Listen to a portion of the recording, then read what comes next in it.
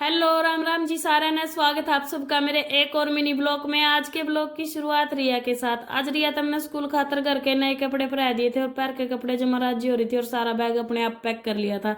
Bag pack करके bye bye बोल के या चली गई थी इसकी दादी के लिए स्कूल में। इतना मैंने सारी रोटी चूल्हे पे पो दी थी और इसकी दादी भी आ ली थी रिया ने छोड़ कर।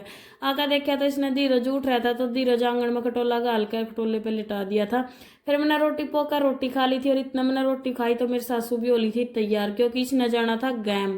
तैयार हो ली थी तो मैंने इसका बाड़ा दे दिया था, बाड़ा गाल कर धीरज के लाड करके या चली गई थी। इसके जाने के बाद फिर मैंने धीरज नुआ कर सुआ दिया था। इतना धीरज सोवा था तो फिर मैं भी नहा ली थी।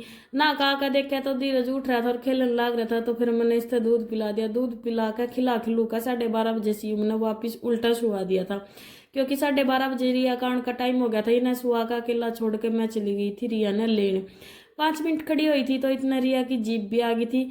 रिया लेकर आ गई थी मैं वापस घर। आकर देखा तो नवाब साहब आराम से सोने लग रहा था।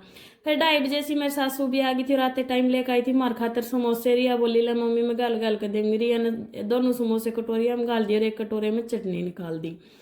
फिर हमने समोसे खा लिए थे। समोसे खाने के बाद फिर मेरी सासू नहा ली थी और फिर मैंने सबके लिए चाय बना ली थी। पहला मेरी सासू ने दे दी, मेरी सासू ने पी ली और मैंने धीरज ले लिया था और फिर मैंने भी पी ली थी। आज के ब्लॉग में इतना ही, मिलते हैं नेक्स्ट मिनी ब्लॉग में। Bye bye.